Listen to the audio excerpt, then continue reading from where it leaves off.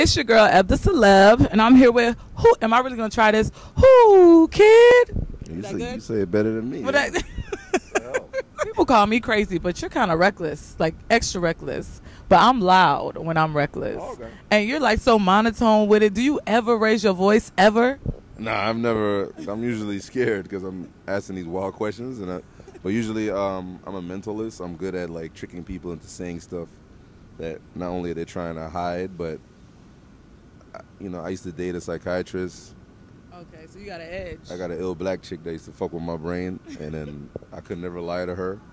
But the way she did it to me is she used to reverse all the questions and bring up other like info and events and stuff, which made me eventually say, yeah, fuck the bitch.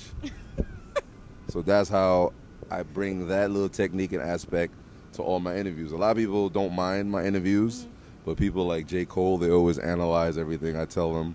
Or like Drake will come on my show and he'll listen to the question first and then he'll answer the question, because a lot of my questions are very easy, but the way I ask them, it makes you like say things that's fucked up, and then it might mess up your whole, like publicists will be horrified. Some people don't even want to do interviews with me, and then the cool thing about me is I got direct contacts to a lot of these artists.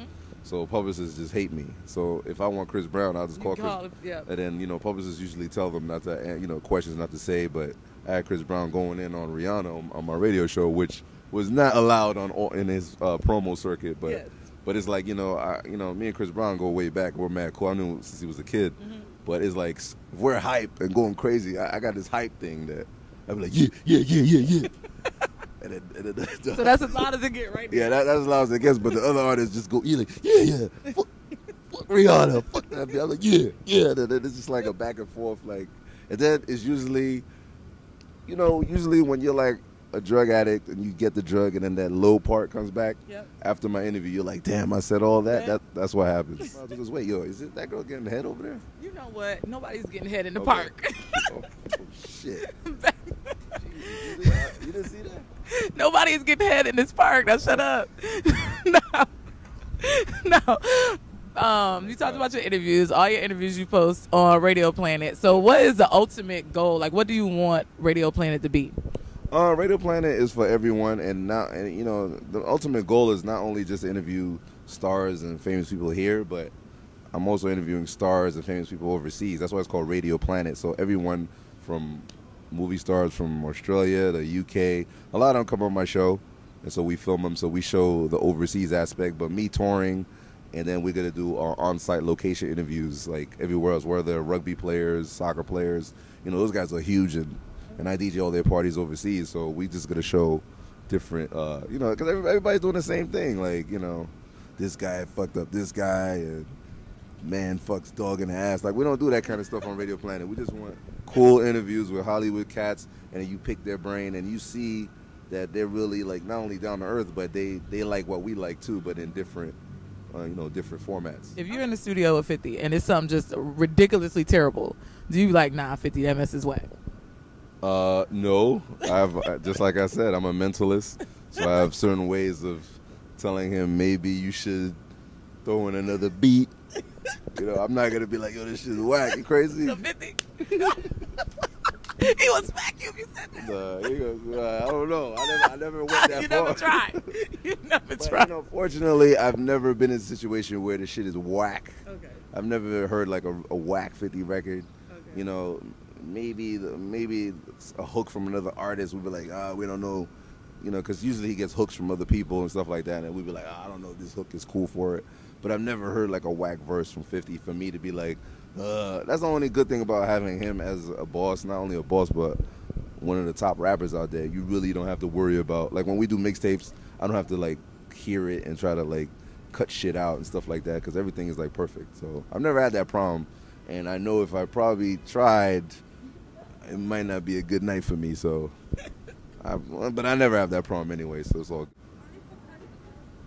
Do you want me to buy something? We could I'll buy something. Can you give me a berry smoothie? Small with protein. Right. And you want something? You got 2 of them. 2 of them. Okay. I can't sit in Cafe Metro and do an interview. I gotta buy a smoothie. So we got an intermission right quick.